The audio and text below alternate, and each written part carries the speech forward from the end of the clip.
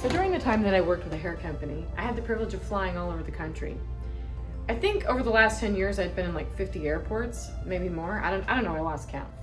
But anyway, I was, doing the hair show thing, and I loved it. I freaking loved it. I had a dirty little secret. I'm afraid to fly.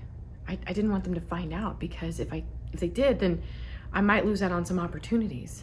Like, I'm afraid of takeoff and landing and turbulence and telling me that I'm 40,000 feet in the air, and I don't want you to get up to go to the bathroom because that's suspect. I don't want you to get in an overhead compartment because I don't know what you're doing. I don't like the flight attendants serving drinks. I think we all need to stay where we're at. We all need to stay seated.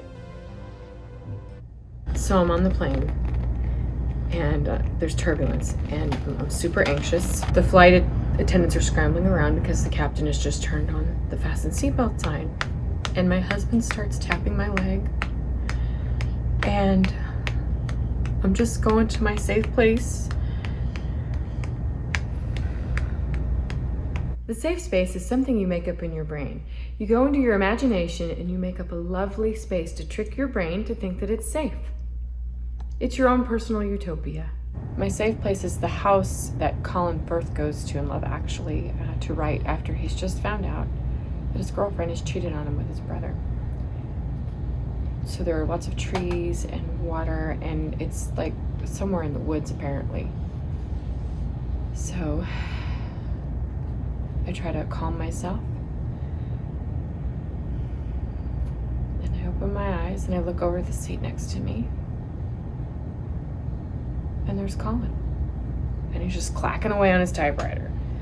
And I look over at my husband Cliff, and he's fucking asleep.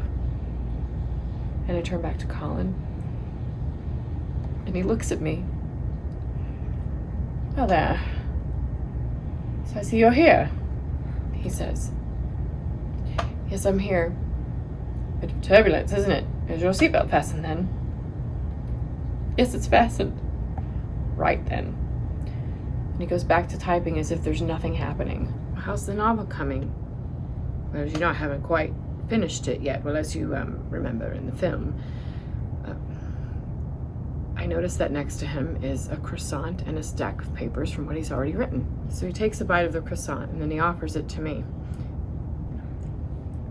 "Right then, more for me. I never gained weight, I think it's my constitution."